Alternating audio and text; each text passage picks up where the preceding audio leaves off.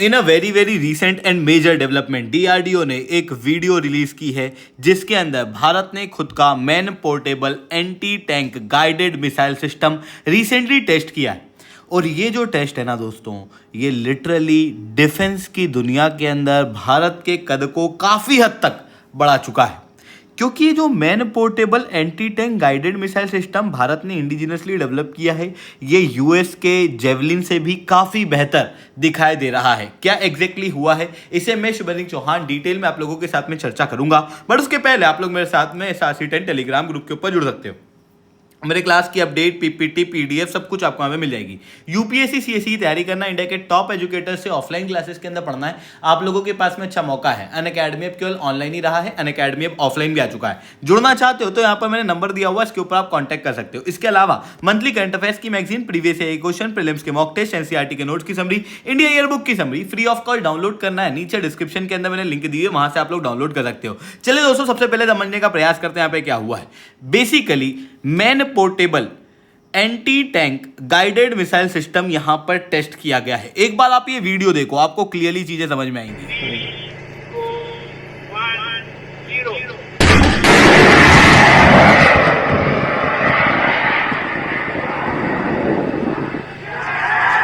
और perfectly, literally मैं कहूंगा परफेक्टली यहां पर टारगेट हिट हुआ है। ये देख सकते हो आप, ये मिसाइल अभी रिसेंटली टेस्ट हुई है। और ये जो मिसाइल है ना, ये 3rd जनरेशन मिसाइल है जो कि फायर एंड फॉरगेट टेक्नोलॉजी के ऊपर काम करती है। अब आप कहोगे कि ये फायर एंड फॉरगेट टेक्नोलॉजी क्या होती है, तो देखो पहले के समय पे जब टैंक को फोड़ना होता था ना, तो इस तरीके के एम्पेड्स का प्रयोग किया जाता था।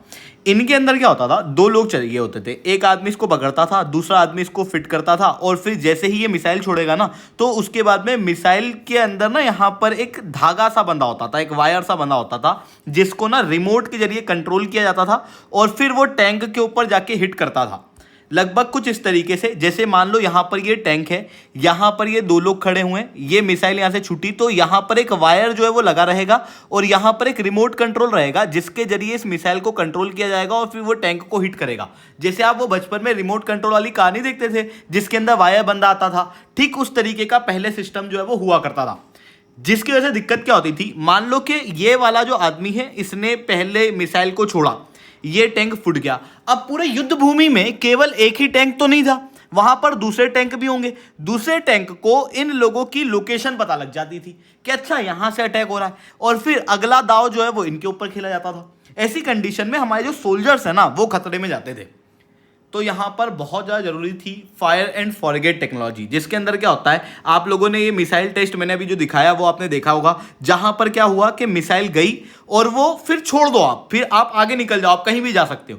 ये मिसाइल जो है वो टारगेट को खुद ब खुद जाके लॉक करेगी और उसको जाके हिट करेगी, यानी कि आप फायर कर दो और भूल जाओ, आपको उसके बाद रिमोट से उसे कंट्रोल करने की जरूरत नहीं है। तो इस तरीके का सिस्टम जो है वो यहां पर देखने को मिला है। इसके अलावा फिर एक और चीज मैं आपको दिखाता हूं, एक बार आप इस वीडियो को फिर से ध्यान से देखो। आप लोगों ने देखा होगा कि अगर टैंक भी जमीन पे है और ये मिसाइल भी जमीन पे है, जिस टारगेट को हिट करना है दोनों जमीन पे, तो फिर ये नीचे नीचे क्यों नहीं गया, मैन्यूअर करते हुए क्यों नहीं गया? ताकि मैन्यूअर करके जाता तो फिर रडार में पकड़ में नहीं आता। ये इतनी ऊपर से जाते हुए क्यों गया? एक बार आप इस वीडियो को देखना।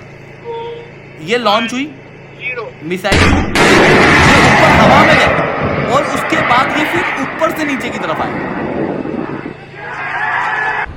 यहां दिखाता हूं मैं, ये टारगेट है, ये ऊपर से नीचे की तरफ आके इसको फोड़ा और within some second chance भी जो दुश्मन है उसको नहीं मिलेगा। अब आप कहोगे कि मैन्यूअर करते हुए क्यों नहीं आया, रडार के पकड़ में नहीं आता ना? ऐसा नहीं होता। बेसिकली अगर आपने चीज़ों को बहुत ध्यान से देखा होगा तो इनिशियली जो लॉन्च किया गया, वो जो लॉन्च फेज था वो क्लियर इग्निशन और स्टेबिलिटी को दर्शाता है। फिर उसके बाद आर्क जो है ना वो ऊपर की साइड आते हुए बनी और फिर नीचे की तरफ इस तरीके से वर्टिकल स्ट्राइक जो है वो यहां पर की गई। ऐसा क्यों हुआ? तो देखो क्या होता है ना, दुनिया का कितना ही बेहतरीन टैंक आप मेरे सामने लाके क्यों ना रख दो, ये टैंक इस तरफ से तो मजबूत होते हैं, पर ऊपर से ये जो फ्रंटल रीजन होता है ना, ये काफी ज्यादा कमजोर होता है। और किसी भी टैंक को फोड़ना होना तो हिट करना चाहिए यहां से, और हमारा जो सिस्टम है वो यहीं से हिट करता हुआ दिखाई दे रहा है और इसका वजन 14.5 किलो है, लगभग 200 से 4 किलोमीटर तक की रेंज है। हीट टेंडेन हीट जो है वो वॉरहेड के रूप में यहाँ पर प्रयोग की जा रही है। साथ में इमेजिंग इंफ्रारेड है जिसके कारण से ये रडार के इजी पकड़ में नहीं आएगा। साथ में जो गाइडेंस सिस्टम है वो फुल्ली ऑटोमेटिक है आफ्टर लॉन्च, जिसकी वजह से ये जो सिस्टम है ये यूएस के जेवलिन और इजराइल के स्पाइक सिस्टम, जो कि दुनिया के सबसे बेहतरीन एम्पेड्स है ना, उससे बेहतर देखने को मिलता है। क्योंकि जेवलिन को या स्पाइक को देखोगे ये दोनों ही 3rd या 4th जनरेशन के आपको दिखाई दे, पर अगर आप यहां पर ऑपरेशनल सिस्टम देखोगे, रेंज की बात करोगे, तो रेंज ज़्यादा वैरायटी में आपको देखने को मिलेगी हमारे एमपैड्स में। अगर अमेरिका के जेवलिन को देखोगे ये लॉन्ग रेंज में ठीक से काम करेगा, पड़ोस में 200 मीटर दूर कुछ होगा तो ये लॉन्च नहीं हो पाएगा।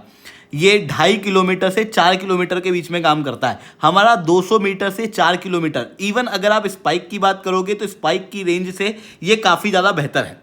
हालांकि वॉरहेड आपको लगभग सेम देखने को मिलेंगे, पर हमारा जो पूरा यूनिट का वेट है वो भी अगर आप देखोगे तो जो वेट कैरी करने की क्षमता है वो भी आपको ज़्यादा बेहतर दिखाई देगी। तो ये चीज़ यहाँ पर देखने को मिल रही है, जिसकी वजह से हमारा जो सिस्टम है वो जेवलिन और स्पाइक से भी बेहतर यहाँ पर बताया जा रहा है और ये पूरी तरीके से इंडिजिनस है। और इवन आप लोगों ने हमारे पिनाक को देखा होगा, पिनाक को डेवलप करने के बाद में आपको ये बात तो बहुत अच्छे से समझ में आ गई होगी कि जो ग्राउंड लेवल बेस्ड इस तरीके के सिस्टम्स है ना, वो भारत दुनिया के अंदर वन ऑफ बेहतरीन बनाता है।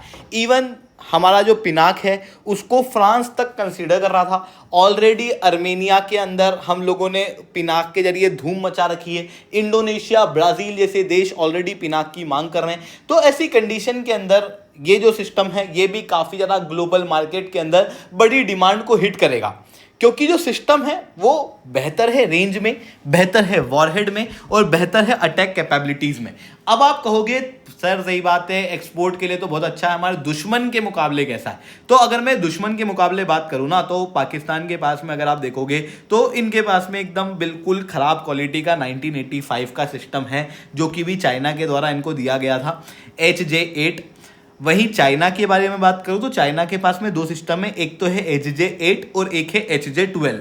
HJ12 आपको यहाँ पर दिखाई दे रहा होगा। HJ12 चाइना का हम लोगों के लिए एक बड़ा कंपटीशन हो सकता है। पाकिस्तान के पास में जो HJ8 है वो तो वर्स्ट क्वालिटी है, उसके पास में तो फायर एंड फॉरगेट टेक्नोलॉजी भी नहीं है, तो उसको कंपेयर करने की आपको जरूरत ही नहीं है। वहीं चाइना से अगर मैं कंपेयर करूं तो चाइना से भी ये जो टेक्नोलॉजी है ये ज़्यादा बेहतर है, क्योंकि हमारा 3rd जनरेशन है, बेहतर रेंज कैपेबिलिटीज़ है, बेहतर वॉरहेड कैपेबिलिटीज़ है और प्रिसीजन स्ट्राइक कैपेबिलिटीज़ आप लोगों ने देखी होगी। चाइना के हथियारों के अंदर दिक्कत क्या है कि ये क्लेम तो बड़े बड़े करते हैं पर ग्राउंड लेवल पर कुछ भी नहीं होता। प्रिसीजन स्ट्राइक कैपेबिलिटीज़ उनके पास में मिस होती है, पर इंडिया के पास में यहाँ पर वो टेक्नोलॉजी देखने को मिल रही है। तो ये सारी चीजें यहां पर दिखाई दे रही हैं। आई होप ये सारी बातें आप लोगों को समझ में आई होंगी। लेक्चर अच्छा लगा हो तो लाइक करना, लेक्चर बहुत अच्छा लगा हो नीचे SRC10 कमेंट करना। यूपीएससी CSE की तैयारी करना है, इंडिया के टॉप एजुकेटर से ऑफलाइन क्लासेस के अंदर पढ़ना है, आप लोगों के पास में अच्छा मौका है। अनअकैडमी अब केवल ऑनलाइन ही रहा है, अनअकैडमी अब ऑफलाइन भी आ चुका है। जुड़ना चाहते हो तो यहाँ पर नंबर दिया हुआ है, इसके ऊपर आप कॉन्टैक्ट कर सकते हो। इसके अलावा मंथली करंट अफेयर्स की मैगजीन, प्रीवियस ईयर के क्वेश्चन, प्रीलिम्स के मॉक टेस्ट, NCERT के नोट्स की समरी, इंडिया ईयर बुक की summary free of cost download करना है। नीचे डिस्क्रिप्शन के अंदर मैंने लिंक दी हुई है, वहां से आप लोग डाउनलोड कर सकते हो। ठीक है दोस्तों, आज के लिए इतना ही। That's all from my side. जय हिंद, जय भारत।